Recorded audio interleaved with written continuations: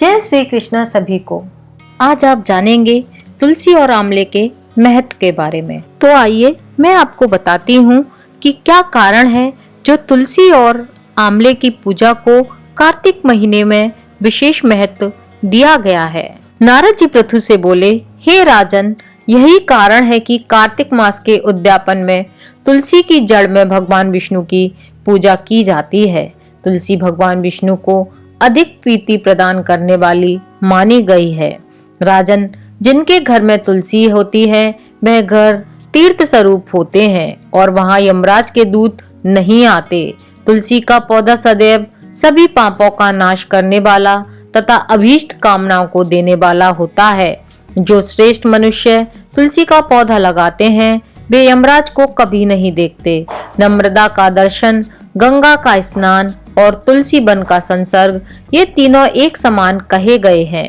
जो तुलसी की मंजरी से संयुक्त होकर प्राण त्याग करता है वह सैकड़ों पापों से युक्त ही क्यों ना हो तो भी यमराज उसकी ओर नहीं देख सकते। तुलसी को छूने से कामिक, वाचिक, मानसिक आदि सभी पाप नष्ट हो जाते हैं। जो मनुष्य तुलसी दल से भगवान का पूजन करते हैं वे पुनः गर्भ में नहीं आते, अर्थात जन्म मरण के चक्कर से छूट जाते हैं। तुलसी दल में पुष्कर आदि समर्थ तीर्थ, गंगा आदि नदियां और भगवान विष्णु सभी देवता निवास करते हैं। हे राजन, जो मनुष्य तुलसी के काष्ठ का चंदन लगाते हैं उन्हें सहज ही मुक्ति प्राप्त हो जाती है और उन द्वारा किए गए पाप उनके शरीर को छू भी नहीं पाते। जहाँ तुलसी के पौधे की छाया होती है वहीं पितरों की तृप्ति के लिए श्राद्ध करना चाहिए। जिसके मुख में, कान में और मस्तक पर तुलसी का पत्ता दिखाई देता है उसके ऊपर यमराज भी दृष्टि नहीं डाल सकते। फिर दूतों की तो बात ही क्या, जो प्रतिदिन आदर पूर्वक तुलसी की महिमा का गान करते हैं या सुनते हैं वे सब पापों से मुक्त होकर ब्रह्मलोक को जाते हैं। इसी प्रकार आंवले का महान वृक्ष सभी पापों का नाश करने वाला है। आंवले का वृक्ष भगवान विष्णु को बहुत प्रिय है।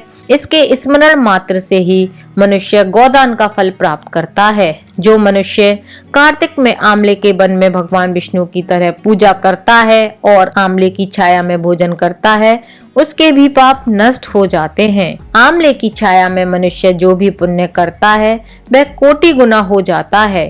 जो मनुष्य आंवले की छाया के नीचे कार्तिक में ब्राह्मण दंपति को एक बार भी भोजन देकर स्वयं भोजन करता है वह अन्न दोष से मुक्त हो जाता है। लक्ष्मी प्राप्ति की इच्छा रखने वाले मनुष्य को सदैव आंवले से स्नान करना चाहिए। नौमी, अमावस्या, सप्तमी, संक्रांति, रविवार, चंद्र ग्रहण तथा सूर्य ग्रहण के दिन आंवले से स्नान नहीं करना चाहिए। जो मनुष्य आंवले की छाया में बैठकर पिंडदान करता है उसके पितर भगवान विष्णु के प्रसाद से मोक्ष को प्राप्त हो जाते हैं। जो मनुष्य आंवले के फल और तुलसी दल को पानी में मिलाकर स्नान करता है उसे गंगा स्नान का फल प्राप्त होता है। जो मनुष्य आंवले के पत्तों और फलों से देवताओं का पूजन करता है उसे स्वर्ण, मणि और मोतियों द्वारा पूजन का फल प्राप्त होता है। कार्तिक मास में जब सूर्य तुला राशि में होता है तब सभी तीर्थ, ऋषि, देवता और सभी यज्ञ आंवले के वृक्ष में वास करते हैं। जो मनुष्य द्वादशी को तुलसी दल तथा कार्तिक में आंवले की छाया में बैठकर भोजन करता है उसके 1 वर्ष तक अन्न संसर्ग से उत्पन्न हुए पापों का नाश हो जाता है। जो मनुष्य कार्तिक में आंवले की जड़ में भगवान विष्णु जी का पूजन करता है उसे श्री विष्णु क्षेत्रों के पूजन का फल प्राप्त होता है। आंवले और तुलसी की महत्ता का वर्णन करने में श्री ब्रह्मा जी भी समर्थ नहीं है। इसलिए धात्री और तुलसी जी का जन्म कथा सुनने से मनुष्य अपने वंश सहित भक्ति को प्राप्त करते हैं। इससे आगे की कथा मैं आपको अगले अध्याय में सुनाऊंगी। बोलो तुलसी माता की जय, बोलो भगवान विष्णु की जय।